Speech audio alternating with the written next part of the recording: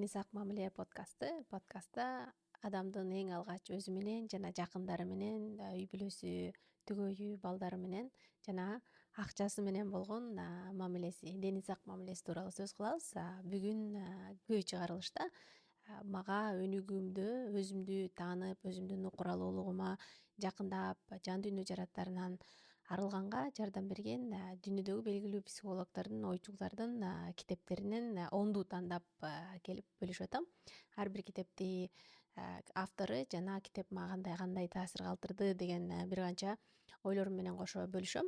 Эгер ушул тапта сиз да бул китептерди окуп аткан болсоңуз, кандай таасир калтырган болсо, төмөндө комментарийде жазыңыз, чогуу талкуулайлы. Жана башка сиздин сунуштагыңыз келген китептер болсо да жазып койсоңуз, кийинки чыгарылыштарда мен да сөзсүз алып окуп, анан оюмду бөлүшкөнгө аракет кылам.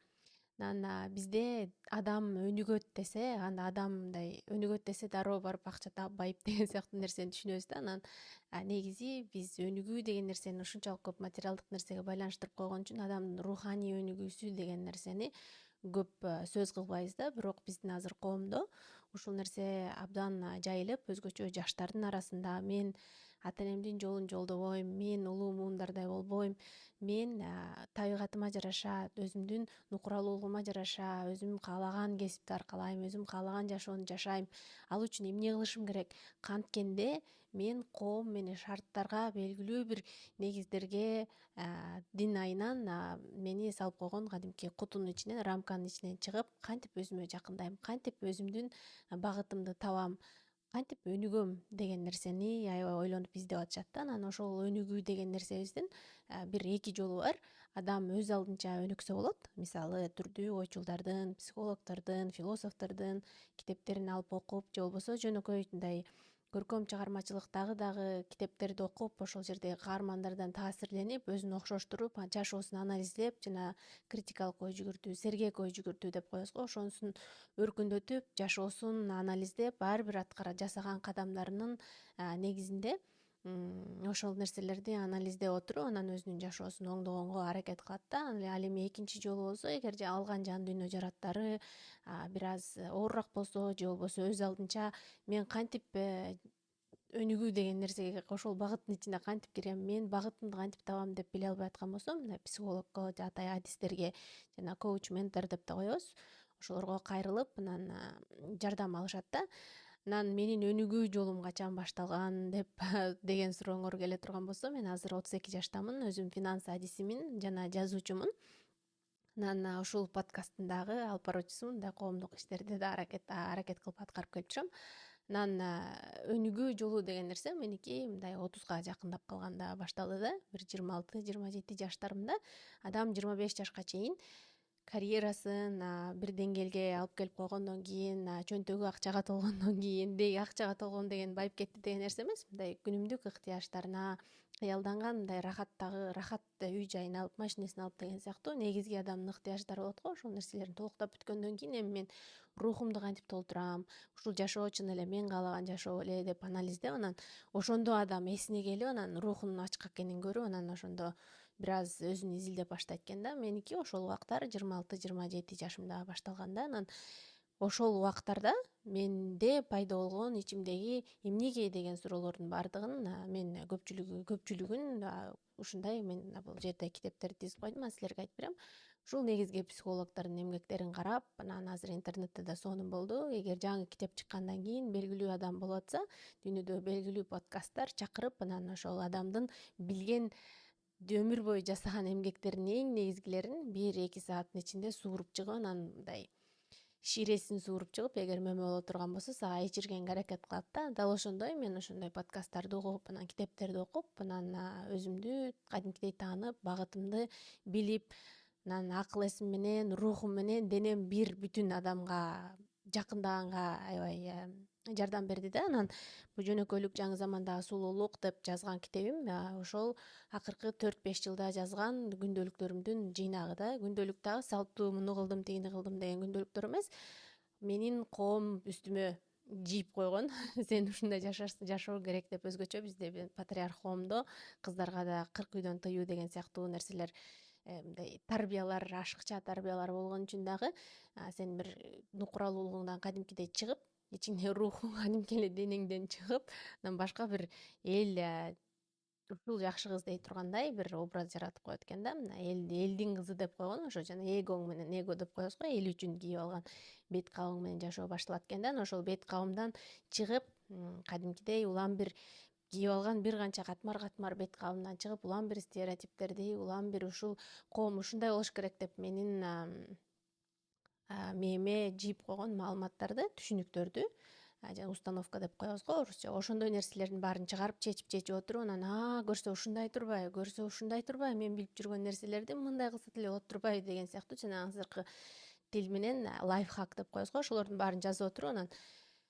бир китептен 3 китептегидей маалымат жазып туруп анан биз жолдошум экөөбүз тандап 200дөн ашыгын мындай китеп кылып чыгардык да. Анан ушул китеп мен окуган бир топ ойчулдардын, психологдордун эмгектеринен таасирленип, анан ошол мен билген стереотип экен деп жүргөн нерселерди ошолордун баардыгынан арылганымдын жыйынтыгы да. Эгерде өзүңөрдү мисалы өнүгүүнү кайсы тараптан баштайм деп изилдеп мындай эмнеден баштасам болот, мен өнүгүү деген нерсе эмне, мен кандай адаммын деген сыяктуу бир суроолоруңар болуп атса, мына мисалы ушул менин китебимди алып окусаңар болот. Бул мындай бир адамдын, өнүгүүгө багытталган адамдын күндөлүгү, мындай кадимкидей ошо 4-5 жыл аралыгында мени менен жолго жүргөндөй сезим болосуңар да. Анан ошол менин китебимди жазганга себепчи болгон инсандардын эң негизги эмгектерин силерге азыр айтып көрсөтүп берейин. Анда кеттик. Биринчи китеп, мен 10 китеп тандадым, анан кээ бирөө бир эле автордун 2-3 китеби да, анан ошонун баардыгын бөлүштүрүп айтып бергенге аракет кылам азыр. Мага эң жаккан китептердин бири ушул The Body Keeps the Score же болбосо Денең баарын эстейт деген дүйнөлүк атайын психологдордун бири Бессель Ван дер Колктун китеби да. Өзү үй бүлөсү менен кичинекей кезинде Голландиядан Америкага келип, анан ошо азыркы Массачусетс штатында ошол жерде психолог болуп эмгектенет да. Анан ушул китепте өзүнүн көп деле китеби жок, жаңылбасам ушул эле китеби бар да автордун. Body Keeps the Score. Бул китептин негизги айткысы келген, мага калтырган таасири бул жерде салттуу китептерде мисалы түшүндүрүп эле анан арасына мисалдарды келтирип эле жаза берет го. Мисалы психологдордун китеби, мисалы Айша деп койсок, мисалы Айша ушундай ата энеси менен ушундай болгон мамилеси ушундай болчу деп эле белгилүү бир окуяны айтып эле анан мисалдарды келтирип коюп эле кийинки бөлүмдөрдө ошол мисалдар мисалы кайталанса кайталанды, кайталанбаса көп жок да, анан унутуп каласың да. Бул китепте болсо мисалы 5-6 каарман болсо, китептин алгачкы жарымында ошол окуяны, ошо травма деп коебуз го, ошо жан дүйнө жараттык кайсы жерден алынган, эмне болгон деген нерсени аябай түшүндүрүп отуруп, анан экинчи жарымда ошол жан дүйнө жараттарынан арылууга кадимкидей жардам бере турган тепкичтерин кантип негизи чын эле ошол адамды, ошол клиенттин, пациенттин кантип дарылаганын ошону жазып берген да. Аябай жакшы китеп. Андан сырткары бул китептин аркасында дагы өзүнчө чоң байлык бар. Бул китепти жазуу үчүн дагы автор ушунчалык көп эмгек колдонгон экен. Албетте китеп жазуу деген нерсе ушунчалык татаал да. Көп убакыт ала турган нерсе. Биз мисалы китепти барактап алып ыргыт деген нерсени бир адам 4-5 жыл дагы керек болсо өмүр бою да жазган болушу мүмкүн да. Анан ошол жерде колдонгон ар бир булактарын баардыгын тизмелеп жазып чыккан да. Эгерде мисалы ушул китепти ала турган болсоңор, бул автор колдонгон ушундай сонун керемет чыгарма дебейин, керемет китепти жазганын аркасындагы тизмелерден дагы көрүп алсаңар болот да. Мен тизмелерди карап дагы ошонун аркасынан дагы ошол макалаларды, ошол китептерди окуганга аракет кылгам. Бул китепти окуганда бир аз кандай айтсам, менталдык абалыңарга да таасирин тийгизет. Себеби мен бул бир канча айда араң окуп бүткөм. Себеби ичиндеги сүрөттөлгөн окуялар ушунчалык адамдын жүрөгүн оорутат, үрөй учуратканда нерселер бар. Анан окуп атканда эгер бир аз мындай сентименталдуу, сезимтал болсоңуз, мындай бөлүп окууңузду сунуштайм да. Баарын 1-2 күндө окуп ийгенде сиңириңизгө оор болушу мүмкүн. Бирок абдан сонун китеп. Мен эле эмес, бир топ психологдор дагы кайсы китеп сунуштайсың дегенде, эгерде сен психология багытында адамды изилдөө, адамдын биологиясын, негизи эле адамдын аракеттерин изилдөөгө буга чейин мындай китептерди окуп көрбөгөн болсоң, ушул китеп аябай жакшы башталгыч деп айтышат да. Анан мага да жаккан. Бул китепти Арстан менен Алмамбет 2 жыл мурун, жаңылбасам, 8 мартта эл аралык аялдар күнүнө мага белек кылышкан. Анан кийин экинчи китеп мен абдан жакшы көргөн адам бул канадалык белгилүү психолог Джордан Петерсондун китеби. Джордан Петерсонду силер таанышыңар мүмкүн, баары эле тааныш го. Менимче азыр дүйнөдөгү эң белгилүү медиа адамдар деп коелу, ошол психологдордун, окумуштуулардын бири. Джордан Петерсон бул китеби 12 Rules for Life, жашоонун 12 эрежеси деп, анан 12 эрежени жазып, мисал келтирип койгон да. Анан бул Джордан Петерсондун бул китепти жазып калганын себеби өзү азыр ушул тапта иштебей калды, бирок Канаданын өзү канадалык психолог, Канаданын Торонто университетинде анан көп жылдар бою кадимки Гарварддын психология бөлүмүндө окумуштуу мугалим болуп иштеген. Анан мен Джордан Петерсон катышкан көпчүлүк подкасттардын баарын угуп бүттүм, себеби адамдын мындай бетке тарс иттирип айтканы мынтип жумшак бир нерсе эмес, чын эле болгондой мындай эсиңе келчи, чоңойчу деп айткан сөздөрү мага аябай жагат да. Анан бул адамдын бир топ пикирлери менен дагы каршы келип жүрүшөт, бирок бул китеп мага аябай жакты. Эми ар бир адамдын 100% оюна кошула албайсың да, бирок мен Джордан Петерсондун көпчүлүк оюна кошулам. Анан бул китепти жазып калганынын себеби болсо, Джордан Петерсон өзү кадимки мугалим болуп иштеп жүргөндө Quora деген сайт бар да. Quora деген кадимки эле суроо жооп сыяктуу да. Анан биякта ичинде жанагы бизде Дизель деген бар эмеспи, илгери азыр иштеп атабы билбейм, бирок кирип эле өзүңдүн сурооңду жазып койсоң, анан адамдар жоопторду жазышып, ичинде сүрөт эчтеке жок, жөн гана адамдар жазышат да. Анан ошол жерге өзүнүн ошондой ойлорун жазып отурчу экен. Анан ошондо адамдардан келген жоопторду угуп отуруп, анан Quora деген кадимкидей мындай Джордан Петерсондун жазуулары, ошол жерде берген кеп кеңештери аябай көп суроолорго алынып, анан өзү берген суроолорго да көп жооп келип баштагандан кийин анан адам кантип жашаш керек деп, анан жаңылбасам 33 эреже жасап чыккан болот да ошол Quora'нын ичинечи. Анан Quora'сы ушунчалык жана вайрал болуп кетти деп айтып коебуз го англис тилинде, ошосуңа Quora'сы аябай жайылып кеткен үчүн. Анан ошондо бул Канададагы кадимки белгилүү басма үйлөрүнүн бири, эл аралык басма үйлөрүнүн бөлүмү келип анан Джордан Петерсондон сураган экен да, сен ушул нерсеңди жазбайсыңбы китеп кылып деп. Анан карашып, анан редактор менен иштешсе 33 эреже аябай көп болот экен китеп үчүн. Анан ошонун ичинен эң негизги 12 эрежесин алып, анан ушундай китеп кылып чыгарган да. Бул китепти дагы эгерде психология тармагында мындай чын эле ошол тарапта мындай көп билимиңиз жок болсо, кайдан баштайм деген деген ойлоруңуз бар болсо, ушул китепти окуңузду сунуштайм. Тили бир аз татаал. Эгер англис тилин жаңыдан өздөштүрүп аткан болсоңуз, бир аз түшүнбөй кыйналышыңыз мүмкүн, себеби кээ бир жазган мисалдарында оор мындай илимий сөздөрдү көбүрөөк колдонгон да. Мисалы салыштырмалуу бул китепте, мисалы Дене баарын эстейт деген китепте мисалы англисчеси кичине жеңилирээк, бирок мындай Джордан Петерсондун англисчеси мен кичине бир аз оорураак, татаалыраак экен дегендей кабыл алдым да. Кээ бир сүйлөмдөрүн кайталап окуганга туура келди. Джордан Петерсондун дагы башка китептери бар, бирок эң белгилүүсү ушул китеп. Алып, эгер жаныңарда китепканаларда бар болсо, алып окусаңар сунуштайм. Андан кийинки китептер болсо, бул дагы белгилүү канадалык психолог Габор Матенин 3-4 китеп катары 2 китебин айтып берейин. Бул китеп болсо The Myth of Normal, биз нормалдуу деген эсептеп жүргөн нерселердин аркасында миф деген сыяктуу которулат. Бул жерде бул китепти өзү жалгыз эмес, өзүнүн уулу менен, өзүнүн баласы Даниэл Мате өзүнүн баласы менен чогуу жазган. Китеп абдан жеңил. Окуйм десеңиз, жан дүйнө жараттарын арылам десеңиз, аябай сонун китеп.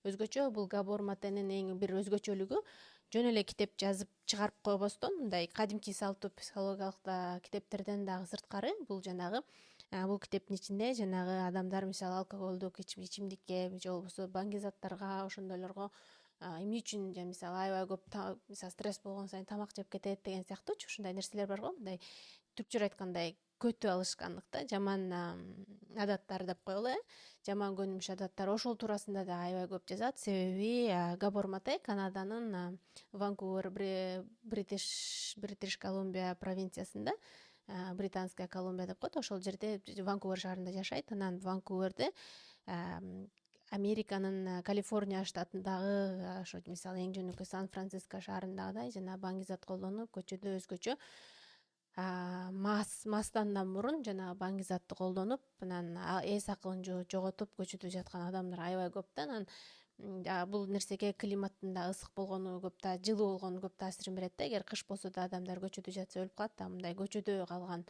адамдар, эми алардын көпчүлүгүнүн аркасында чоң травмалары бар да, ошондой жан дүйнө жараттары болгон үчүн анан ошондой жашоосун ошондой баңги заттарга алмаштырганга туура келген да. Ошолорду дарылап Ванкуверде дагы азыр Канаданын аябай көп өтүп атат.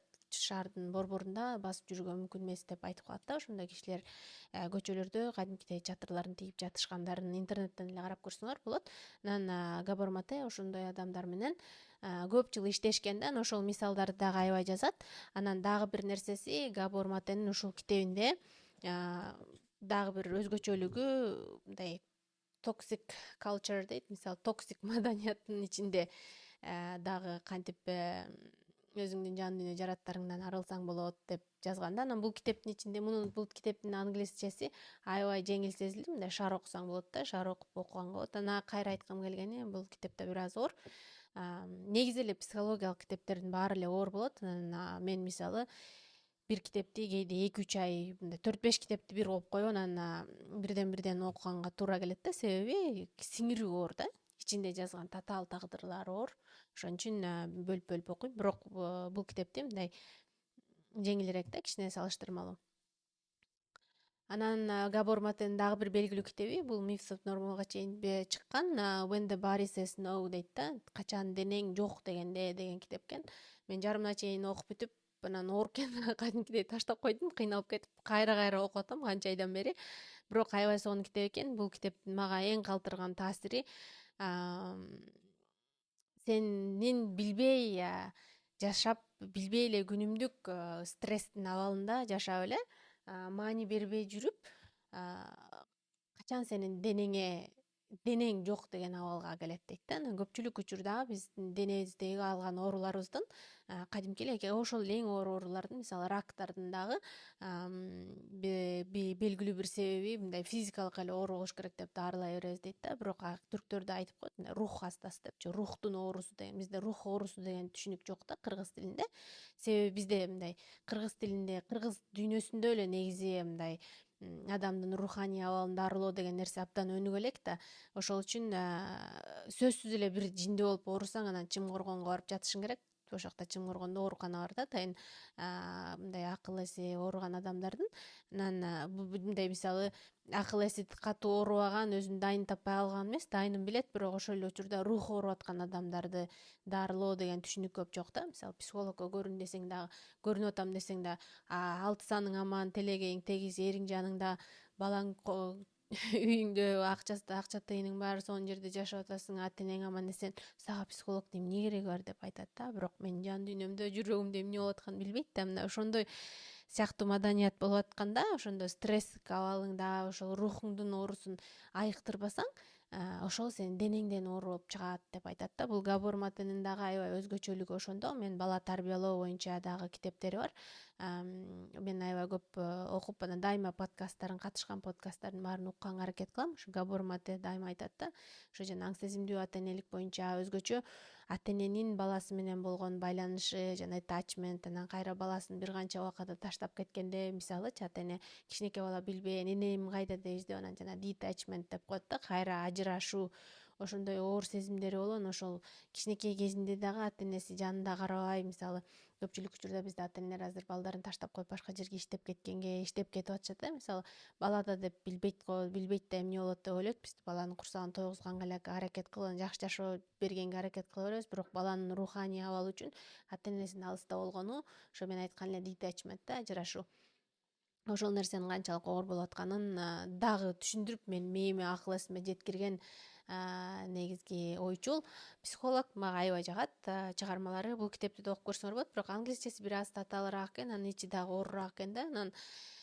Анан ошо жана рак оорулары, жана биз билген Alzheimer's деген оору, Alzheimer's деп койгону эми англисчесин айтып атам, орусчасы Альцгеймер болуш керек, жаңылбасам. Жана бизде кадимки алжып калды деп коебуз го. Мисалы ошол оорунун дагы алдын алуу үчүн, жана рухуңдун, руханий абалың дагы канчалык рактын, мисалы мээнин рагындай эле да, ошол мисалы алжып калдың деген сөз да, кайра оңоло албайсың да, ошол сыяктуу мээнин рагы сыяктуу ошол оорулардын келишине алдын алып, мисалы ошол жанагы жашоосун ошол эле кайра эле клиенттеринин, пациенттеринин мисалдары менен анализдеп берет да. Жакшы китеп экен, сунуштайм. Негизи эле Габор Матенин бүтүндөй эмгектерин карап көрсөңөр болот. Китебин сатып алып окубасаңар да, мындай подкасттарын окусаңар болот да. YouTube'дан тапсаңар деле, англисче болбосо да ошол астына YouTube которуп берет, автоматтык түрдө котормолор менен дагы көрүп уксаңар болот. Анан азыр аябай көп го, орусча которуп койгончу, ошол эле маалыматтарды карап көрсөңөр болот. Анан китептери орусчасы барбы билбейт экенмин, бирок аябай сунуштайм. Бала тарбиялап аткандар, өзгөчө жан дүйнө жараттарынан, ата энесине болгон таарынычтан арылгысы келген адамдар ушу Габор Матенин эмгектерин окуусун аябай сунуштайм да. Анан кийин бул психолог эмес, жөн гана мындай ойчул деп айтып койсок болот. Atomic Habits, бул китепти мен 2 жыл мурун жаңылбасам баракчамда, Instagram баракчамда сунуштап, анан ошондон бери көп менин окурмандарым окуп чыгышты. Бул атомдук адаттар деп койсок болот. Бул китептин ичинде жанагы биздин азыркы эмне үчүн мисалы эң жөнөкөй англис тил курсуна жазылып алып, анан курска барып бүтүрбөйбүз, англисче үйрөнбөй ошо боюнча калат. Анан жакшы бир демилге баштайбыз, аныбыз ошо боюнча калат, үйүбүз андаалаган боюнча, жашообуз ошо боюнча эле мындай баштаган ишибизди аягына чыгарбай жүрө беребиз го. Ошол нерсенин көпчүлүгүндө мындай дисциплина жок деген сөз да, туруктуулук жок деген сөз да. Анан ошол туруктуулукту кантип курса болот, ошол нерсенин сонун методикасын үйрөткөн. Андан дагы мисалы дароо бир чоң ийгиликке жетүү, мисалы дароо мындай ушуну эле бир эле кадам таштап койсоң, мисалы катуу секирсең арыктан өтүп кетесиң деген сыяктуу нерсе эмес. Мисалы улам майда арыктардан секирип даярданып отуруп, анан чоң арыктан секиргенге даяр болуп каласың деген сыяктуу бир философияны берет да. Күндө жасаган сенин бирден жасаган кадамдарың азыркы убакта мисалы ийгиликти ушундай сызык менен көрсөтүп берет да. Мисалы колумду карасаңар, мисалы ийгилик ушундай түп-түз болуп барып, анан сенин туруктуу ишти аракеттериңди ушу түп-түз бойдон барып, анан бир убакта көтөрүлөсүң дейт да, ийгиликке жетесиң дейт. Мисалы кээде бизде адамдар мисалы жакшы бир жерге жумушка киргенинде азыр интернеттен бөлүшүлүп калды го, же бир жерге окууга өткөнүндө анан окууга өтүптүр, жумушка кириптир деп эле коебуз, бирок ошого чейин ал адамдын канча аракет жасаганын биз көрбөйбүз да, себеби аны дагы айтпайт. Анан көп убакка чейин эч кандай бир жылыш жок, кыймылдай жүрүп эле ушу акырындан кыбырган кырышат дегенде кыргызда жакшы сөз бар го. Ошол сыяктуу эле кыбырап отуруп эле анан кырга жеткенде ашып кетет да. Ошол сыяктуу ошол философияны берет. Эгерде дисциплинаны, туруктуулукту орнотуп алат элем, жашоомду бир жыйыштырып алат элем, жыйнап алат элем десеңер, ушул аябай жакшы китеп, окуңарды сунуштайм. Анан бул адам өзү психолог эмес, окумуштуу эмес, жөн гана ойчул деп айтып койсом болот. Анан ишкер өзүнүн мындай жакшы адаттарын жазып, анан көп окумуштуулардын китептерин, изилдөөлөрдү, илимий макалаларды, изилдөөлөрдү арасына жазып чыккан да. Анан окуп коюңарды сунуштайм. Шаар окуйсуңар, ичи жеңил жазылган да, аябай. Анан андан сырткары бул Джеймс Клэрдин өзүнүн сайты бар. Ошо сайтына жазылган маалыматтардан көбүнчөсү алынып, анан ошо сайты аябай көп жайылып кеткен үчүн анан китеп басма үйлөрү келип китеп кылып жазбайсың деп сунуш менен келишкен. Анан ошондон ошол жазып отурган, сайтында жазып отурган маалыматтардын негизинде жазылган китеп да. Эгер китебин да сатып албасаңар, бул Джеймс Клэрдин Инстаграмда баракчасына жазылып, же болбосо ошо сайтына кирип, анан ошол жерден маалыматтардан алып окуп турсаңар дагы болот да. Анан бирок эгер албетте силерде кандай билбейм, бирок мен кагаз китепти колума алып көрүп, ичини жазып боемоюнча көп нерсе мындай сиңире албайм да. Ошон үчүн китеп алып окуңарды сунуштайм, эгер чын эле мындай сиңимдүү болсун десеңер. Андан кийин менин эң сүйүктүү психологум доктор Шефали. Доктор Шефали өзү индиялык, түбү индиялык, бирок 20 жаштарында Америкага келип окуусунун негизинде ошол жерде бакалаврындагы, андан кийинки докторантурасын, жана PhD деп айтып коебуз го, ошонусун дагы Нью-Йорктогу белгилүү Колумбия университетинде окуган. Бул азыр дүйнө жүзүндөгү башка психологдордон айырмаланып, чыгыштын философиясын, батыштын психология илими менен байланыштырган, айкалыштырган ортодогу көпүрө айым деп айтылат да. Анан бул мен радикалдуу ойгонуу деген китеби жаңы чыкканда алгам, 2 жыл мурун жаңылбасам.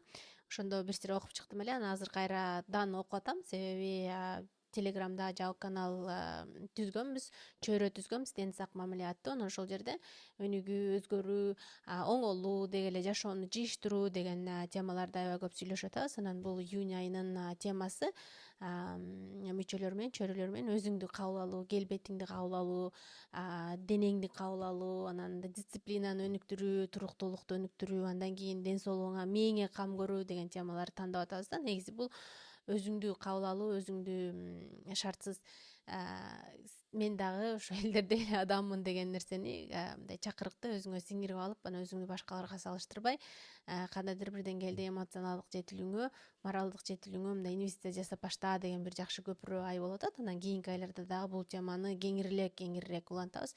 Бул айда сыртында, дененин сыртын кабыл алганды үйрөнүп алсак, анан кийинки айда мындай ичибиздеги адаттарга ылычыбыз. Анан ошол жерге бул биздин доктор Шефалинин жазган китеби ичиндеги ойлор, мисалдар биздин маданиятка аябай жакын да. Мисалы бул китептердин баардыгы, мисалы батыштын мисалдарын ала турган болсо, мисалы ошол эле, мисалы Канадада мисалдар алган болсо, Габор Мата менен Джордан Петерсон экөө тең. Анын ичиндеги көпчүлүк нерсе биздин кыргыздардын, мисалы да, биздин кыргыздардын же Борбордук Азиянын деп айтайынчы, ошонун ичиндеги биздин жашоого болгон биздин кыйынчылыктарыбыз, маданий кыйынчылыктар, салт санаа кыйынчылыктары, ошол эле патриарх коомдун кыйынчылыктары, биздин башка бир деңгээлдеги, бул батыш көрбөгөндөгү биздин башка бир деңгээлдеги кыйынчылыктарыбыз бар да, бизге жан дүйнө жараттарын берип атканчы. Анан ошол нерселерди бул китептер эмнегедир сөз кылбайт. Себеби булардын жашоосунда андай эмес да. Булар көргөн проблема, көйгөйлөр биздикинен бир топ башкача да. Анан бул китепте ошол радикалдуу ойгонуу деген нерсе дал ошол өзгөчө ар бир айымдын окуп чыгышын сунуштайм. Себеби бул жерде биздин ошо патриарх коомдун, биздин сен аял ушундай болуш керек, кыз ушундай болуш керек деп бизге жасап койгон, кандай айтсам, бет кабын, маскасын деп коелучу, өзүңдү унутуп коюп, өзүңдүн унуңду, жаагыңды жаап, өзүңдү унутуп, элге жаккандай кыйын кыз бол, кыйын келин бол, анан кыйын эне бол деген нерселер бар го бизде, ушундай чакырыктар, ураандарчы. Анан ошол нерсенин айынан сен өзүңдүн табигатыңды унутуп коюп, анан коомго жага турган киши болуп калганыңдан кантип арылышың керек, кантип өзүңдү сүйүп баштайсың. Өзүңдү сүйүү үчүн да өзүңдү биринчи таанышың керек да. Анан ушул китепте аябай өзүңдү таануу деген нерсени, анан ошол биздин коом бизди кандай рамкага салып, кутуга салып отур сен деп койгон нерсени кадимкидей сонун кылып түшүндүрүп берип, анан аягында чечмелеп, анан жол жобосун дагы айтат да. Радикалдуу ойгонуу. Мына эми ушунун баарын окуп чыктың, ушунун баарын түшүндүң, эми ойгондуң, эми мындан ары сенин жашооң, тагдырың өзүңдүн колуңда деп салып бере турган китеп. Доктор Шефали бул азыр психология дүйнөсүндө ошо чыгыш батыштын ортосунда аябай чоң ачылыштарды жасап атат. Буга чейин ачылыш деп айтпасам да, буга чейин көп киши сөз кылбаган нерселерди, ойлорду айтып атат да. Анан мен бул айымдын, мен өзүм кыйкырган радикалдуу ойлорду, постторду жазган, өзгөчө аял укуктарын дайыма сөз кылып сүйлөп турушубуз керек, кыздардын орду, кыздардын билими, кыздардын келечеги деп какшап айткан айтуучу, мындай активист деп коебузбу, жазуучу катары мен доктор Шефалинин ичиндеги кудуреттүүлүгүн, ошол нерсени жазып айтканга жеткен рухун аябай сыйлайм да. Ушунун ичиндеги ойлордун көпчүлүгүнө мен аябай кошуп жанып, мындай жон терим менен сезип окудум китептин ичин. Анан доктор Шефали катышкан эле баардык подкасттардын баарын угуп чыккам. Аябай сонун айым, сунуштайм бул китепти. Анан биздин кааласаңар төмөндө шилтемесин калтырып коем. Мен биздин телеграмдагы дени сак мамиле жабык чөйрөбүзгө кантип катталып жазылсаңар болот. Анан ошол жерден да бул китепти кеңири талкуулайбыз. Андан кийин кайра эле ошол менин сүйүктүү авторум, психологум доктор Шефалинин The Conscious Parent же болбосо Аң сезимдүү ата эне деген китеби. Балам төрөлгөндө биз деги эле бул эле китептер эмес, дагы башка бала тарбиялоо боюнча толтура китептерди алып келип окуп көргөнбүз. Анан бирок баарыбыздан да эсимде калганы, ушул аябай жактырып таасир калтырганы ушул китеп болду да. Анан бул китеп негизи эле ушул китепти кадимки Опра бар го, дүйнөдөгү белгилүү медиа персона деп айтсак, анан ушу доктор Шефалинин дагы жарык көрүп, ушундай эл жүзүнө New York Times best-selling author болбосо New York Times'тын ошо дүйнөдөгү белгилүү авторлор катарына кирип калышына дагы ошо Опра себеп болот да. Опранын негизи китеп клубу бар. Мен дайыма Instagram баракчасына кайсы китептер азыр трендте болуп атат, ким кайсы авторлор деп карап турам. Анан ошол жерде ошол Опра аркылуу да тапкам да. Мен доктор Шифалинин ошол The Conscious Parent деген ошо аң сезимдүү ата эне деген китебин окуп калыптыр. Анан ар түрдүү кайсы жакта кандай жаңы китеп чыгып атса ошол клубунда китептерди окушат. Анан ошол жерден Опранын интервьюсуна подкасты бар Опранын өзүнүн The Super Soul деген. Ошол жерге чакырып анан ошол жерден окугандан кийин анан дүйнө жүзү эми Опраны баарыбыз көрөбүз да деген сыяктуу. Мындай дүнүк Америкада, өзгөчө Америкада калкы чоң. Опраны баары таанышат, баары көрүшүп сыйлашат. Анан ошол жерден кадимкидей суруп чыгып койгон да.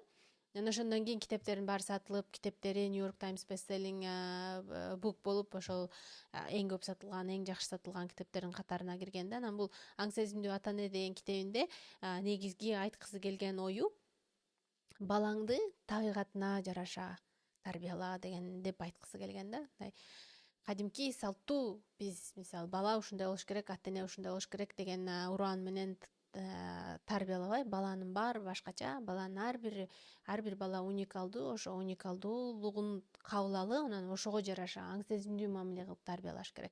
Кадимки жана салттуу авторитардуу режим менен кыйкырып өкүрүп жанчып деген сыяктуу нерсе эмес, баланын ою менен эсептешип тарбияла, баланын көңүлү менен эсептешип жаша деген сыяктуу сонун нерселердин баардыгын бөлүштүрүп айтып берет да. Азыркы заманбап оор дүйнөдө ушундай технологиянын, маалыматтардын өнүгүп аткан абалында сен кантип өзгөчө мисалы бала тарбиялоо боюнча дагы азыр аябай маалымат көп да, кимди угарыңды билбейсиң. Чын эле Инстаграмда ачсаң ушундай көп да мындай бала тарбиялоого ылайык маалыматтар. Анан ошонун ичинен иргеп алышың керек да. Анан мисалы иргей турган болсоң да ушундай доктор Шифалин аң сезимдүү ата энелик деген чакырып аткан ураанын аркасында дагы көп изилдөөлөр, ошол маалыматтарды, ошол багытты дагы эгер жолдо кылсаңар, кийин балаңарды жан дүйнө жараттары аз, салыштырмалуу балким дагы жок, өзүнүн нукуралуулугун кабыл алган, өзүнүн нукуралуулугун сыйлаган, өзүн сыйлаган, өзүнүн табигатынан эч качан денесинен жулунуп чыгып кетпеген сонун адамды тарбиялап чоңойтосуз деп ишенем да. Биз ошол Габор Матенин, Джордан Петерсондун эң негизгиси доктор Шифалиндин айткандарын аябай эске алып, анан биздин балабызды тарбиялообузда дагы аябай көп чоң жардам берет да. Аң сезимдүү ата эне болгонго аябай аракет кылабыз. Анан андан кийинки китеп The Origin of You, бул 8-чи китеп болуп кетти. The Origin of You, сенин нукуралуулугуң деген китеп. Бул жакында эле чыкты. Бул автор Виена Фараон, үй бүлөлүк терапевт. Бул бизде психолог деп эле коебуз го жалпылап, анан бул эмеде дүйнөдө ошо үй бүлөлүк терапевт деп докторантурасын жасап, психолог болуп, психиатр болуп кете электе, мындай магистратура окуп, анан үй бүлөлүк терапевттин лицензиясын алсаң болот да. Анан ал жерде сен дарылап дары жазып бербейсиң, болгону ошо сүйлөшүү аркылуу маселелерин чечип, анан мисалы түгөйлөрдү отургузуп, үй бүлөнү эне баланы отургузуп, ушундай үй бүлөлөрдү бир туугандарды отургузуп, анан ошолорду кадимкидей рух ооруларынан алыстатып, жан дүйнө жараттарынан кутулганга жардам берген адамдар. Буларды да мамлекет тарабынан лицензиялап, ошо лицензиясын алып, анан окуш керек. Анан ошол Виена Фараон өзү үй бүлөлүк терапевт. Анан ушул китебинде The Origin of You деген китепте мага эң жаккан жери, сен бизде мисалы баланы тарбиялоо үчүн ата энени эле карай беребиз го, дайыма элечи бала тарбиялап атат дегенде эле, мисалы жан дүйнө жараттарын дегенде өзүңдү изилдеп киммин деп баштаганда эле ата энеңе бурулуп карай бересиң. Анан бирок бул китепте да Origin of You, сенин нукуралуулугуңда, сенин нукуралуулугуңдан мурун сен тегиң деп айтсак да туура болчудай да. Кыргыздарда теги деген келип чыккан жери деген сөз бар го. Ошо сенин тегиң, сенин чоңоюп атканда сенин айланаңда кандай адамдар бар эле. Мисалы мен чоң эне, чоң ата ушул китепти окугандан кийин мен мурун мисалы өзүмдүн мамилемди анализдегенде, мисалы мен мамам экөөбүздүн эле мамилебизди анализдей берчүмүн да. Менин мамам мени төрөдү, ошол депчи. Бирок мен үйдө чоң энем, чоң атам да болуп, ошол үйдө чоң эне, чоң атанын да колунда чоңойгом да. Мамам мага кандай мамалык, энелик жасап атса, алар да ошол жерде ата энелик милдетти аткарышып мени багышкан да. Менин адам болуп калыптануума аябай чоң таасирин тийгизишкен да. Анан ошол адамдарды дагы анализдөө керек деген нерсени айтып, анан сонун мисалдар менен бөлүштүрүп берген да. Керек болсо балаңар менен көп убакыт өткөргөн, мисалы нянькасын да караш керек деген сыяктуу да. Сен өзүңдү анализдеп атканыңда, мен чоңоюп атканда айланамда кимдер бар эле, мамамдан, папамдан сырткары, энем атамдан сырткары жанымда кимдер бар эле деп. Бизде да мисалы кыргыздарда үй бүлө чоң да, кээде мисалы эжең агаңдар менен жашайсың, тайэжелериңдикине жашайсың, чоң эне чоң атаңкына барасың, тайэне атаңдыкына барасың деген сыяктуу. Анан ата энеңден сырткары да башка адамдар менен аябай көп убакыт өткөрөт да. Анан ошол убакта мисалы ата энең сага жакшы мамиле кылып аткан болсо дагы, мисалы да, эң жөнөкөй эле чоң эне чоң атаң сага жаман мамиле кылып, сени дайыма мисалы жаман сөздөр менен жаман сөздөр менен урушуп, кагып силккен болсо, какыртаган болсо, сен дагы мисалы ата энеңден болбосо балким чоң эне чоң атаңдан, же болбосо ошол үйдө жеңеңден, агаңдан, же кээ бир туугандарыңдан, тайкеңен, тайэжеңен, тайэне атаңдан дагы түрдүү жан дүйнө жараттарын алышың мүмкүн да. Анан жан дүйнө жараттан мурун дагы аларды дагы сен ар бир чоң адам, айланаңдагы адамдар сен үчүн авторитет да. Сен ошолорду көрүп чоңоесуң.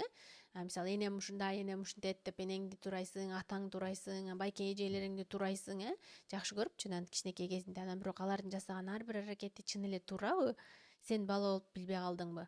Анан сен үлгү болуп алып алган нерселер өзгөчө түгөйлөр, айланаңдагы түгөйлөр, ата энең түгөй катары, мисалы эжең жездең түгөй катары, энең атаң түгөй катары сага кандай мисал болду да сен ошол түгөйлөр сүйүү, мамиле ошол экен деп билип алдың деген сыяктуу нерсени аябай сонун түшүндүрүп берген да. Бул китепти да окуңар сунуштайм. Биз бул китепти кайра эле мен Ден сак мамиле жабык каналымда бул айда талкуулап атабыз. Себеби ошол келбетиңди кабыл алуу боюнча дагы сага келген ошо жана установкалар деп айтып коебуз го, ошол үчүн дагы аябай сонун маанилүү ой пикирлер бар. Мен чөйрөнүн мүчөлөрү менен конспекттеримди, анан ойлорумду бөлүшүп атам. Алып окуган, китепти алып окугандар дагы болуп атат. Анан бири бирибиз менен сүйлөшүп атабыз да. Анан китепти да жалгыз окугандан да бирөөлөр менен окуган дагы аябай жакшы да. Сага кандай таасир калтырды, жана башкаларга кандай таасир калтырды депчи. Анан ошол сыяктуу биз Ден сак мамиле жабык чөйрөбүздө колдонуп атабыз бул китепти. Бул жума ар бир айда ушундай 1-2 китеп тандаганга аракет кылабыз да. Анан андан кийинки 8-чи китеп бул бомба китеп да, бомба китеп. Жакында эле инстаграмда бөлүшсөм дагы мага толтура суроо келди, ушул китепти окуп атам деп. Бул Эстер Перелдин. Бул дагы өзү түбү бельгиялык, бирок азыр ушта Америкада өзүнүн окуусун ошол жерде окуп, анан ошол жерден лицензиясын алган психолог белгилүү Эстер Перелдин The State of Affairs. Бул деген эме жөнүндө The Rethinking Infidelity, көзгө чөп салуу боюнча да китеп, түгөйлөрдүн ортосундагы. Эстер Перелдин бул китепти жазып калган себеби ушундай мамилелер боюнча ал китепти окуп элекмин, бирок мен Эстер Перелди жана TED Talks болот го, жана TED-ке чыгып ар түрдүү жана сонун ойлорду айтып 15-20 мүнөт сүйлөп кетишет го. Ошо Эстер Перелдин ошо көзгө чөп салуу деген темасында мен ошол видеосун көрүп калып YouTube'дан, анан аябай жактырып калып, аңгыча болбой эле бир эле адамды мына 2-3 жерден көргөндө анан кабыл алып, бул ким экен деп ойлонуп каласың. Анан менин аябай жакшы көргөн бир подкасттардын бири бар. Ошол жерге конок болуп келип калып, анан таанып калгам да. Анан ошол убактарда да мен инстаграмда баракчамда түгөйлөрдүн мамилеси тууралуу дагы аябай көп жазам да. Анан ошо жазган сайын мага каттар келет да, чеке каттар. Анан ошолордун ичинен мага аябай көп ошо көзгө чөп салуу, жолдошумдун башка бир кыз менен ойноп жүргөнүн билет атам. Мага ушундай мени алдады, ойношу бар экен, же болбосо ойношу менен канчадан бери жашап атыптыр, же мен ажырашам, сени таштайм, ойношумду алам деп атат деп эле ыйлап жазган каттар мага аябай көп келет да. Анан мен эмнеге адамдар, мен биздин Арстан экөөбүздүн Кудай сактасын андай нерседен, бирок андай тажрыйбабыз болуп көрө элек. Анан ал сезимди мен жон терим менен сезбеген үчүн анан дароо жооп бере албай калам да. Канчалык оор болсо дагы мен өзүм башыман өтпөгөн үчүн биле албайм да. Анан ошон үчүн издеп отуруп, анан ушу Эстер Перелди таап калганыма аябай кубанам. Ушул көзгө чөп салуу деген китеби, Infidelity, кичине эле калды аягында мен окуп атам дагы деле. Түгөйлөр эмне үчүн көзгө чөп салат деген нерселер, негизи эле көзгө чөп салуу деген өзү эмне, сен кандай абалда көзгө чөп салуу деп ойлойсуң деп, анан ошол нерсеге түгөйлөр эмне үчүн урушат, көзгө чөп салууга эмне түрткү болот, анан көзгө чөп салгандан кийин макул ошол нерсенин баары болуп бүттү, андан ары эмне кылыш керек. Ушул китепте аябай сонун мисалдар менен өзүнүн клиенттерин, пациенттеринин мисалында жазган аябай сонун китеп экен. Бул китепти жазып калган Эстер Перелдин башта айтам деп унутуп калдым. Эң биринчи себеби болсо, буга чейин да бир китеп жазган, анан ошонун ичинде бир бөлүм бар экен, ошо көзгө чөп салуу инфидалити боюнча. Анан ошол китепти каякка болбосун эле чыгып сүйлөп атса эле, китептин ошол эле ошол көзгө чөп салуусу боюнча эле баары кызыгып эле суроо узатып эле, анан ошол эле эмеси бир эле бир эле бөлүмү мисалы ошол бөлүмү аябай белгилүү болуп анан кеткен үчүн анан ошол нерсени контексттен suurуп чыгып, анда бул үчүн өзүнчө китеп жазалы деп жазыптыр. Аябай сунуштайм мамилелер үчүн. Бул китепти сөзсүз эле күйөөм же болбосо аялым да көзүмө чөп салды, анан эми окуп көрөйүн деген нерсе эмес.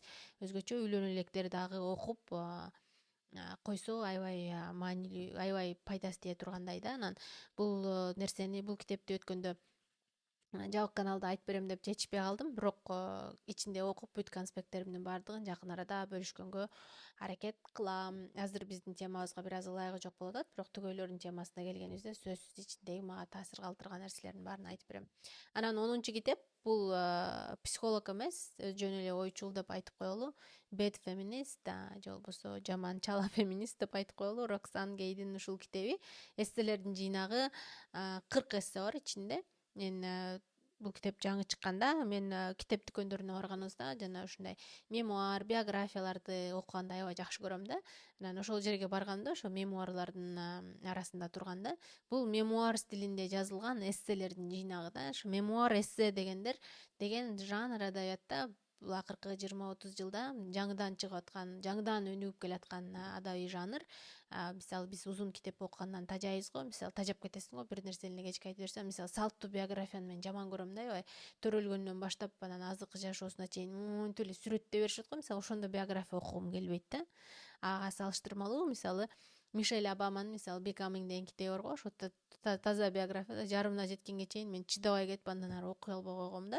Адамдарга кандай таасир калтырат билбейм, бирок мындай өзүнчө бөлүк болуп сон болуп жазылган эмес да, ар түрдүү темада болуп эле мындай кичинекей кезинде үйүнөн баштап эле уланып берген салттуу биография да. Анан бул Bad Feminist болсо, бул китеп мага кандай таасир калтырды? Эң биринчиден мага жазуучу катары мен аябай ойлор оргуштап эле келе берчү, бирок мен жазат десе эле чыгарма жазыш керек го деп ойлоп жүрөрчүмүн да. Анан ошол убакта ушул китепти окугандан кийин эми ушундай сонун, жанагы бизде Fifty Shades of Grey, жанагы 50 оттенков серого, жанагы китеп, кинолор аябай Дакота Джонсон катышкан, аябай белгилүү болуп анан баарыбыз көрүп чыктык эле го. Ошол бул китептин аябай таасир калтырган ортолорунда бир жеринде биз баарыбыз укмуш феномен көрүп сүйүнүп кызыгып окуп аткан ошол жерде ошол китептин ичиндеги ошол чыгарманы, ошол кинону ушунчалык жаман мындай талдап көздү ачкан да. Мен мисалы ошол китепти окуганга чейин мен албетте ыңгайсыз болгом, эмне үчүн аял ушундай нерсеге барат, эмне үчүн өзүн сексуалдык оюнчук кылып бирөө үчүн тартуулайт, бай болгон үчүн эле же балким жакшынакай болгон үчүн эле деп ойлонгон боюнча калгам. Бирок ошол ойлорумдун баардыгын экинчи киши болду да, ошол ойлогон ойлорумдун баардыгын ошону кандай абсурд нерсе экенин, элдер дагы, калк масса абсурдду канчалык жакшы көргөнүн ошол нерседе аябай түшүндүрүп жазган. Анан ал эле эмес, белгилүү ошо бизде коомдо нерселерди, мисалы ойлорду, стереотиптерди өзүнүн жашоосу менен айкалыштырып, эссе кылып, анан сонун кылып жазган. Ошо Роксан Гейдин китебин мен дагы деле сактап жүрөм. Жакында дагы кайра окуп чыгам го.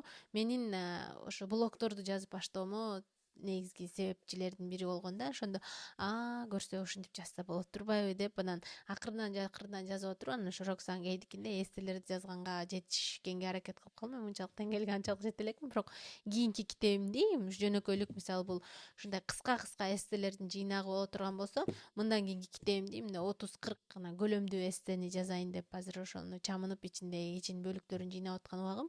Анан эгерде чын эле мисалы балким Instagram баракчамда менин блогдорумду жактырып окуган болсоңуз, ошондой мисалы коомдогу биз билип жүргөн нерселерди кадимкидей сорттоп, критикалап, бул эмне деген сыяктуу нерселерди айтып, мындай радикалдуу ойлорун кыйкырып айткандан тартынбаган адамдарды окугуңар келсе, жактырсаңар ушул китепти окуп койгонуңарга абдан чоң жардам берет. Анан бул китеп жөн эле нерсе эмес, мисалы биздин психологиялык коомдук мындай өсүп өнүгүү деген нерсеге келгенде дагы биздин коомдук стереотиптерден дагы арылышыбыз керек да. Бул балким сен жан дүйнө жараттарыңды чоң алып көргөнүшү мүмкүн эмес, бирок сенин мээң туура эмес программаланган да.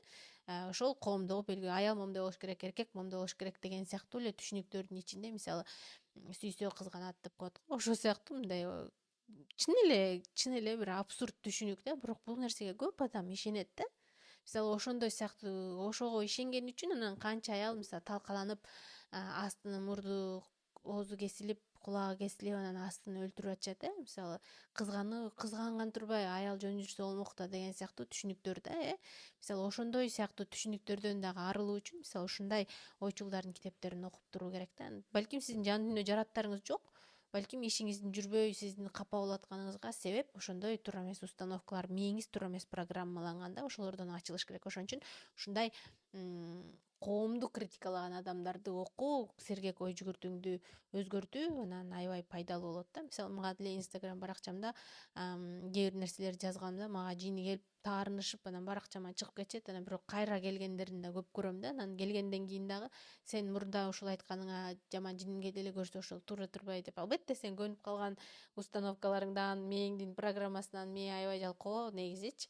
Анан көнүп калган нерсесинен, комфортунан чыккысы келбейт да, рахатынан. Анан мага окшогон бирөөлөр чыгып эле анан андай эмес, моундай болуш керек деп айтса, анан жагымсыз угулат да, мээге дароо түртөт, мени жек көрүтөт да. Ошол сыяктуу эле бирок сенин оюңа каршы келген бир нерсе айтып атса, бирөө ойлонуп көргөн аябай жакшы да. Ал адамды жек көргөндөн мурун ойлонуп, эмне үчүн ушундай болуп атат да, мен эмне үчүн, жана орусча айтканда, белгилүү сөз менен айтканда триггер болуп атам депчи. Анан ошону ойлонгондо, ошондой анализ жеп баштаганыңда, сергек ой жүгүртүүң, критикалык ой жүгүртүүң өнүгүп баштаганда дагы жашооң кадимкидей бир нукка кирет да. Ошентип дагы адам өзүн тааныса болот. Мен мисалы өзүмдү таануума чоң жардам берген нерсе ошондой, мисалы Роксан Гейтс сыяктуу белгилүү ойчулдардын, ушундай критиктердин деп коелу, социалдык критиктердин ойлорун, макалаларын окуп, анан көрсөм мындай эмес турбайбы деп, анан жанагы мээмдеги керексиз, туура эмес установка деп коелу, программаларды алдыруу менен дагы өзүмдү тааныганга чоң жардам болду. Бул тема, ушу китеп темасы кызык болсо дагы суроолоруңарды жазгыла. Мен китепти адамдардын баары эле түрүү киши китеп окуйт, анан мен китептерди окуп айтып бериш керекпи деген сыяктуу түшүнүктө болчумун. Бирок мага суроолор аябай көп келип атат. Анан кааласаңар дагы айтып берип турам. Мен негизи ушундай мемуар, баардык эле китептерди окуй бербейм, мемуарларды окуйм, анан ушундай белгилүү ойчулдардын, психологдордун китептерди окуганды жакшы көрөм. Анан ошол бул чыгарылыш, бул подкастыбыз жаккан болсо сөзсүз түрдө комментарий калтырып, жактырып, анан биздин баракчабызга жазылып койсоңуз дагы кийинки чыгарылыштарда дагы көбүрөөк угарманыбызга, көрөрманыбызга жакшыраак, сапаттуу материал даярлаганга бизге сонун чоң мотивация болот. Бүгүнкү подкаст жакты деп ойлойм. Баарыңарга дени сак мамиле каалайм. Анан бул китептер сымал белгилүү ойчулдардын эмгектери жашооңузду жакшыртканга, эң негизгиси өзүңүз менен, жакындарыңыз менен дени сак мамиле курганга түрткү болот деп ойлойм. Биз менен бирге, мен менен бирге болгонуңузга чоң рахмат.